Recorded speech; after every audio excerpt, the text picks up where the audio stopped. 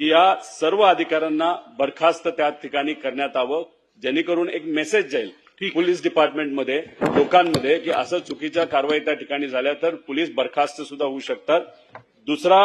दुसरा मुद्दा या ठिकाणी अध्यक्ष महोदय आम्हाला जो मांडलेला आहे की जी महिला ज्याचा मृतदेह तिथं सापडलेला आहे त्यासाठी सरकार कारवाई करते। आम्ही पोलिसांना तिथं भेटलो, त्यांनी सुद्धा आम्हाला सांगितलं की आम्ही काय प्रोसेस तिथं करत आहोत, फक्त होम मिनिस्टर साहेबांनी मुख्यमंत्री साहेबांनी आम्हाला सांगावं की तो तपास किती दिवसामध्ये लागू शकतो एवढं फक्त इथं सांगण्यात यावं। आणि त्याच्याचबरोबर जे पीडित कुटुंब आहे ज्यांच्यावर जोर जबरदस्ती करण्यात आली, टॉर्चर करण्यात आलं, अशा गरीब कुटुंबाला सरकारकडनं टॉर्चर केलं म्हणून त्यांना 5 ते 10 लाख रुपये ही मदत म्हणून तिथं दिली जाऊ शकते का, असे 3 प्रश्न आमचे आहेत। माननीय अध्यक्ष महोदय, सन्माननीय सदस्य रोहित पवार यांनी जो मुद्दा उपस्थित केला आहे ही वस्तुस्थिती आहे आणि अतिशय लाजिरवाण्या पद्धतीनं या ठिकाणी पोलिसांनी काम केलेलं आहे। एक जी बेपत्ता अशा पद्धतीनं जिच्याबद्दल मिसिंगची केस होती, एक बॉडी सापडल्यानंतर ही तिचीच बॉडी आहे अशा पद्धतीचा त्या ठिकाणी दावा करून त्याच्या कुठल्याही टेस्ट कन्क्लूड न होता त्याची चौकशी केल्याचं दाखवलं आणि त्या मुलीच्या भावाला आणि वडिलांनाच त्यांनीच तिचा खून केला अशा पद्धतीने पकडलं पोलिसांनी।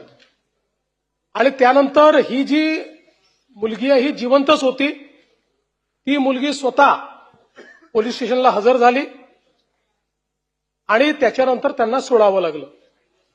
आता हा जो मृतदेह सापडला त्याचा वेगळा तपास चाललेला आहे। त्या संदर्भात आता आपण जे नवीन तंत्रज्ञान विकसित केलं आहे त्या तंत्रज्ञानाच्या आधारावर एआयचा उपयोग करून जेवढ्या आपल्याकडे 1600-1700 मिसिंग केसेस होत्या त्या सगळ्यातनं 7 लोकांची त्याचा चेहरा जुळलेला आहे, त्यामुळे तो वेगळा तपास करू। पण या पर्टिक्युलर केसच्या संदर्भात पोलिसांचं वागणं हे अतिशय चुकीचं होतं, त्यामुळे तिथले क्राईम सहित सगळे PSI या घटनेशी संबंधित सगळे या ठिकाणी निलंबित केलेले आहेत। फौजदारी कारवाई देखील त्यांच्यावर करण्यात येणार आहे। आणि आपल्याला माहिती आहे की पहिलं निलंबन असतं, पण याच्यामध्ये ज्यांचा थेट संबंध असेल अशा लोकांचं तर निष्कासनच केलं पाहिजे। त्या दृष्टीने निश्चितपणे विहित प्रक्रिया निलंबनानंतरची पूर्ण करण्यात येईल आणि जे निष्कासनास पात्र असतील त्यांच्यावर निष्कासनाची कारवाई देखील या ठिकाणी केली जाईल। आणि हे जे काही पीडित कुटुंब आहे या कुटुंबाला राज्य सरकारच्या वतीनं आर्थिक मदत केली जाईल। या संदर्भातली विभागीय चौकशी देखील 3 महिन्यात पूर्ण केली जाईल।